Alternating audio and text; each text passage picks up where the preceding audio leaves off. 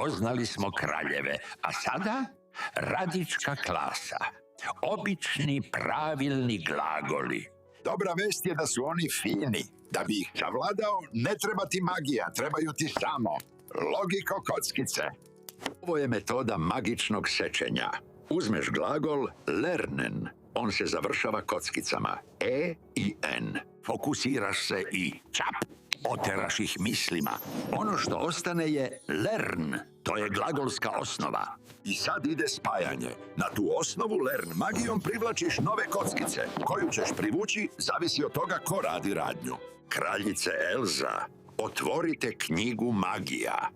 Koji su tajni nastavci za svako lice?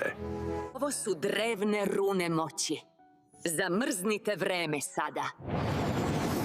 Pauza. Dok ove nastavke ne urežete u svoje pamćenje, vaša magija reči neće delovati. Pamtite. Hajde da čaramo. Ja kupujem. Glagol kaufen. Prvo magijom oteram en, a onda prizovem kockicu ich kaufe. Šta kupujem? Pa, magičnu lamu. Ich kaufe ein Lama. A ti? Ti pitaš. Glagol fragen. Prizoveš kockice S i T. Du fragst. Ti pitaš previše. A? Du fragst zu viel. Ili glagol kochen. Jedan klik mislima. En nestaje, a stiže T. Mein Roboter kocht Kaffee.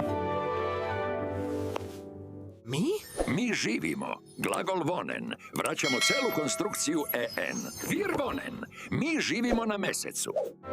Wir wohnen auf dem Mond. Vi pravite haos. Glagol machen. Opet kockica T. Mahtir, pravite li uvek toliku buku? Macht ihr immer so viel Lärm? Joni? Pingvini. Glagol tanzen. Opet en. Pingvini plešu magični ples. Die Pingvine tanzen Tango.